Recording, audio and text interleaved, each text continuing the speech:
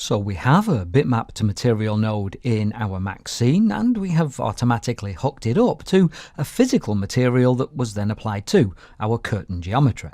What we want to do next then is give the Bitmap2Material node an input image with which it can work so as to produce a usable material for ourselves.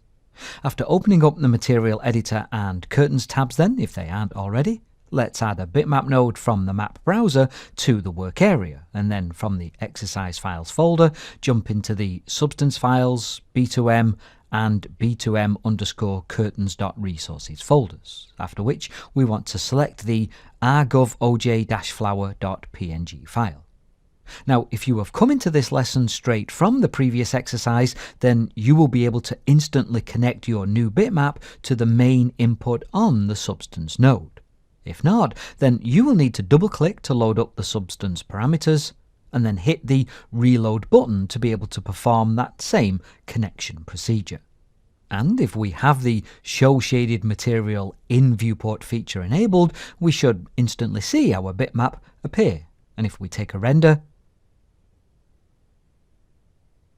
we can see that whilst what we have is not bad for such a quick start, the material is still quite a way off being the finished article. Now, you will have probably noticed these output selector nodes that were automatically created when we generated the physical material connection in the previous exercise. If you are wondering what they are simply connection nodes for the various outputs that can be generated in Max's material editor, outputs that give us the ability to quickly switch out the channel that is being used in order to drive a material input. This can be handy for quickly swapping something like height and displacement outputs in a substance material, for instance.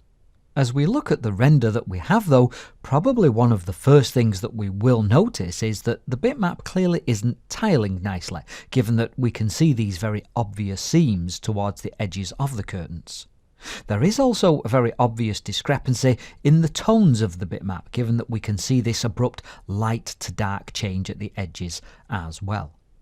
Now, perhaps it is worth noting here that the bitmap we have chosen to use in this instance was created to be as bad an input image as an artist could be expected to work with, given that it is simply a quick phone camera snap of a curtain laid out on a floor with no control over the lighting situation going on at all. Whatever light was coming into the room, that is what is illuminating the fabric. This was then quickly cropped into a square in Photoshop with no tiling added to the image at all.